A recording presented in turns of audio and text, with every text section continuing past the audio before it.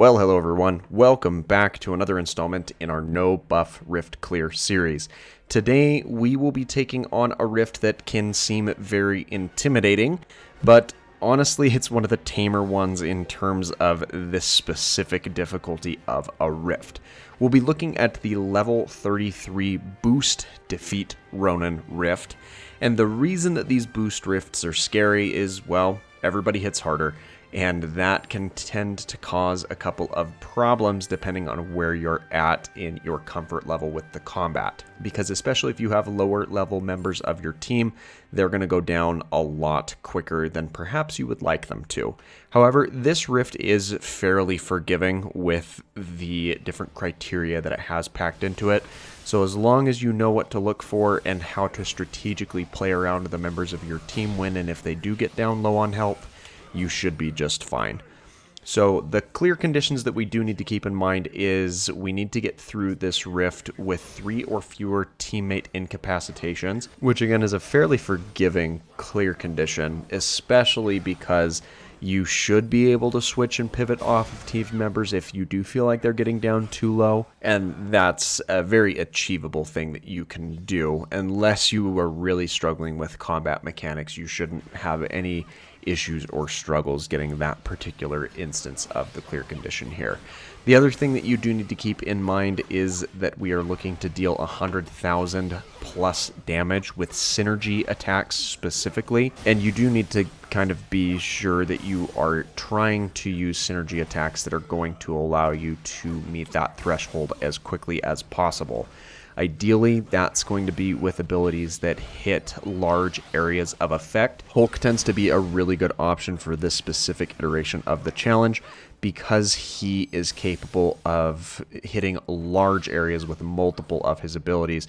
Of course, Thunderclap being one of the best ones for a large area of effect and really ramping up that damage. As it deals a lot of damage, it also has a considerable amount of range to it. The other difficulties with this rift in particular just kind of have to do with the natural hazards.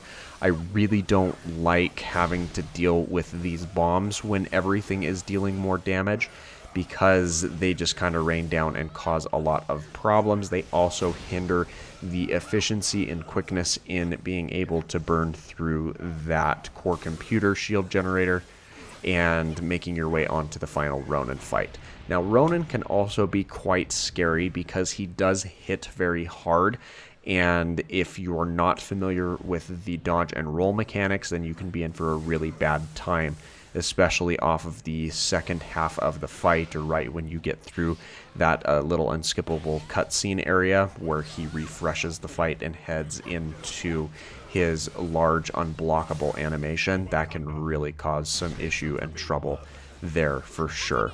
But everything really comes down to just having a strong concept of what you need to do when it comes to base mechanics of the game. It's a really good kind of test to make sure that you are familiar with the mechanics and can make your way around it. And you'll see that I did get a little careless and Hulk ends up going down in that final Ronan fight. But again, it's not the end of the world because we had 2 additional teammate incapacitations that we could have used and still gotten that full clear condition applied. So all things considered, a fairly good fight by my account for sure, and we did end up getting the 3-star clear on the first run of it.